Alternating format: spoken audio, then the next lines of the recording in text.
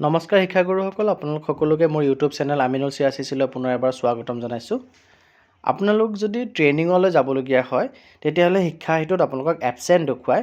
সেই এবচেণ্টটোত আপোনালোকে কেনেদৰে আপডেট কৰিব লাগে মই আজি ভিডিঅ'টো দেখুৱাম। আপোনালোকে ভিডিঅ'টো শেষলৈকে চাই ভাল পালে লাইক এণ্ড শ্বেয়াৰ কৰিব আৰু চেনেলটো যদি এতিয়াও ছাবস্ক্ৰাইব কৰা নাই কাইণ্ডলি ছাবস্ক্ৰাইব কৰিব।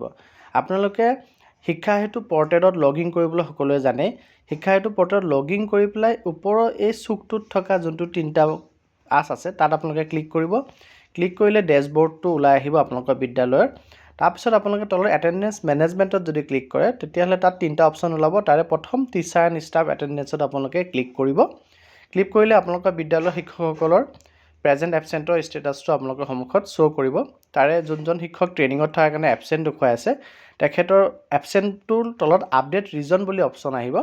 তাত আপোনালোকে ফ্ৰম ডেট আৰু টু ডেট মানে কিমান তাৰিখৰ পৰা কিমান তাৰিখলৈকে আপুনি এবচেণ্টৰ ৰিজন দিব বিচাৰিছে সেইটো আপোনাৰ ওলাই আহিব।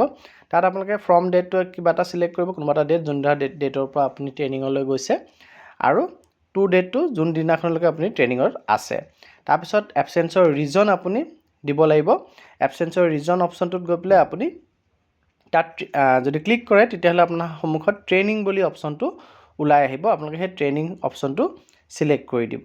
সিলেক্ট কৰাৰ লগে লগে আপলোড ডকুমেণ্ট বুলি আপোনাৰ ওচৰত অপশ্যন এটা আহিব। তাত আপুনি আপোনাৰ ট্ৰেইনিঙৰ অৰ্ডাৰটো আপলোড কৰিব লাগিব, যাৰ চাইজ আপোনাক দি থোৱা আছে সেই ষ্টেণ্ডাৰ্ড চাইজ মতে আপুনি ট্ৰেইনিঙৰ অৰ্ডাৰটো আপুনি আগতীয়াকৈ ফটো মাৰি থ'ব আৰু সেই অৰ্ডাৰটো আপুনি সিলেক্ট কৰিব লাগিব। সিলেক্ট কৰি পেলাই আপুনি আপলোড কৰিব লাগিব।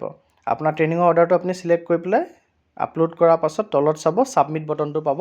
আপুনি ছাবমিট বটনটো ক্লিক কৰাৰ লগে লগে আপোনাৰ যি এবচেণ্ট বুলি শ্ব' কৰি আছিলে সেই এবচেণ্টৰ সলনি আপুনি ট্ৰেইনিং বুলি আপোনাৰ এগেইনষ্টত শ্ব' কৰিব। অৰ্থাৎ আপুনি সেইদিনাখন আনঅথৰাইজলি এবচেণ্ট নহয়, আপুনি বিভাগীয়ভাৱে কোনোবা ট্ৰেইনিং প্ৰশিক্ষণ ল'ব কাৰণে আপুনি গৈছে বুলি আপোনাৰ এগেইনষ্টত শ্ব' কৰিব। গতিকে ইনফৰ্মেশ্যনটো ইম্পৰ্টেণ্ট ভাবিলে প্লিজ শ্বেয়াৰ কৰিব।